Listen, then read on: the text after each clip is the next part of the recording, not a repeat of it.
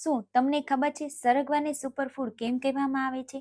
કેમ કે તેમાં કેલ્શિયમ, આયરન, વિટામિન એ અને વિટામિન સી ભરપૂર પ્રમાણમાં હોય છે. આ સૂપ દરેક બાળકો માટે બેસ્ટ છે. તો આજના વિડીયોમાં આપણે વાત કરવાના છે કે બાળકોને સૂપ કઈ ઉંમરથી આપવું જોઈએ, કેટલું આપવું જોઈએ અને કેવી રીતે બનાવવું જોઈએ. તો ચલો વિડીયોની શરૂઆત કરીએ. પહેલા વાત કરીએ કે બાળકોને સરગવાનું સૂપ કઈ ઉંમરથી આપવું જોઈએ. જ્યારે બાળક 7 થી 8 મહિનાનું થઈ જાય ત્યારબાદ તમે બાળકોને સરગવાના સૂપ આપવાની શરૂઆત કરી શકો છો. પરંતુ હા, શરૂઆતમાં બાળકોને હંમેશા 2 થી 3 ચમચી જેટલું જ આપવું જોઈએ અને જો કોઈ પણ એલર્જી જણાય તો તે સૂપ ત્યારે જ બંધ કરી દેવું જોઈએ. તેમજ કોઈ પણ નવી વસ્તુ આપતા પહેલા એકવાર ડોક્ટરની સલાહ જરૂરથી લેવી જોઈએ. સરગવાના સૂપ આપવાના ઘણા બધા ફાયદાઓ થાય છે.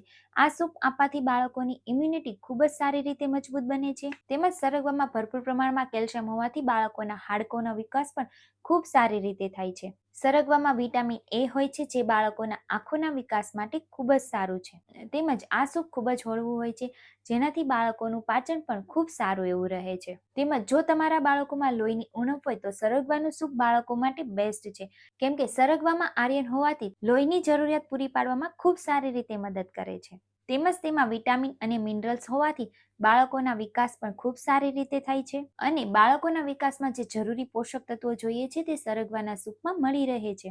એટલા માટે સરગવાનું સૂપ બાળકો માટે બેસ્ટ છે. તો હવે આપણે વાત કરીએ કે સરગવાનું સૂપ બાળકોને કેટલું આપવું જોઈએ. જો બાળક 8 થી 9 મહિનાનું છે તો તમે તેને 7 થી 8 ચમચી જેટલું બાળકોને સૂપ આપી શકો છો. બાળક 1 વર્ષ કરતા મોટું છે તો તમે તેને નાની વાટકી જેટલું સરગવાનું સૂપ આપી શકો છો અને બાળક જો 2 વર્ષ કરતા મોટું છે તો તમે બાળકોને તેની જરૂરિયાત પ્રમાણે પણ સૂપ આપી શકો છો. પરંતુ હા, આ સૂપ બાળકોને અઠવાડિયામાં 1 થી 2 વાર જ આપવું જોઈએ. તેમજ સાથે સાથે ખાસ વાત યાદ રાખો પેરેન્ટ્સ, જો બાળકો નાનું છે એટલે કે બાળક 1 વર્ષ કરતા નાનું છે તો બાળકોના સૂપમાં કોઈ પણ જાતના મરી મસાલા અને મીઠું એડ બિલકુલ નથી કરવાનું. બાળક 1 વર્ષ કરતા મોટું છે તો તમે તેની અંદર મીઠું એડ કરી શકો છો. તેમજ શરૂઆતમાં બાળકો માટે આ સૂપ જાડું બિલકુલ ના બનાવો.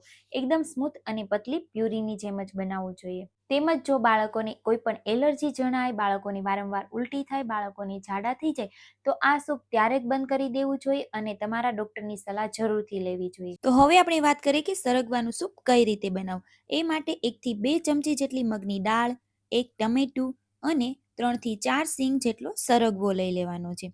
ત્યારબાદ આપણે સરગવાના નાના નાના ટુકડા કરી તેની ખૂબ જ સારી રીતે છાલ ઉતારી લેવાની છે.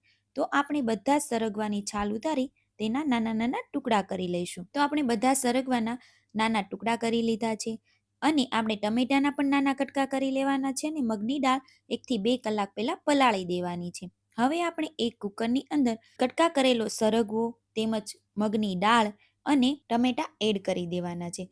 ત્યારબાદ આપણે તેની અંદર જરૂરિયાત મુજબ થોડું પાણી એડ કરવાનું છે. જો તમારે વધુ પાતળી પ્યુરી બનાવવી છે તો થોડું વધારે પણ પાણી એડ કરી શકો છો. હવે આપણે તેની અંદર અડધી ચમચી જેટલી હળદર અને થોડી હિંગ એડ કરવાની છે.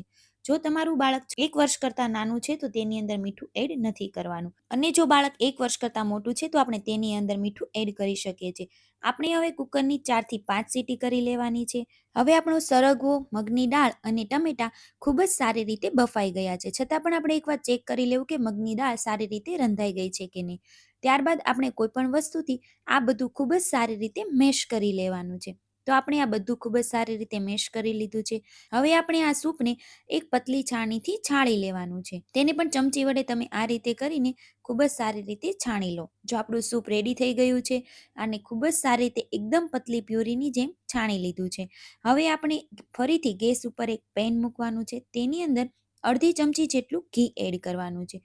ઘી ખૂબ જ સારી રીતે ગરમ થઈ જાય ત્યારબાદ તેની અંદર થોડુંક જીરું એડ કરીને આપણે આ સરગવાનું સૂપ એડ કરવાનું છે અને આ સરગવાના સૂપને આપણે 5 મિનિટ જેટલું ગેસ પર રહેવા દેવાનું છે જેથી તે થોડું ઘટ થઈ જાય અને ખૂબ જ સારી રીતે રંધાઈ જાય. તો આપણું સરગવાનું સૂપ ખૂબ જ સારી રીતે રેડી થઈ ગયું છે. હવે આપણે તેને એક બાઉલમાં કાઢી લઈશું અને થોડી વાર માટે તેને ઠંડુ થવા દઈશું. સૂપ થોડુંક ઠંડુ થઈ જાય, હળવું ગરમ હોય ત્યારે આપણે બાળકોને આપી શકીએ છીએ. છતાં પણ આપણે એકવાર ટેસ્ટ કરીને જ બાળકોને આપવું જોઈએ. તો આ રીતે આપણે સરગવાનું સૂપ રેડી છે. તો પેરેન્ટ્સ, આજે આપણે વાત કરી એવું સુપરફૂડ એટલે કે સરગવો જે બાળકો માટે ખૂબ જ હેલ્ધી અને પૌષ્ટિક ખોરાક છે અને આ સૂપ બાળકો માટે ખૂબ જ હેલ્ધી છે. તો આઈ હોપ સો તમને મારો વિડીયો પસંદ આવ્યો હશે અને આવા જ નવા વિડીયો જોવા માટે મારી ચેનલને લાઇક, શેર અને સબસ્ક્રાઇબ કરો. અને હા, આ સૂપ રેસીપી તમારા બીજા મદદ સાથે જરૂરથી શેર કરો. Thank you.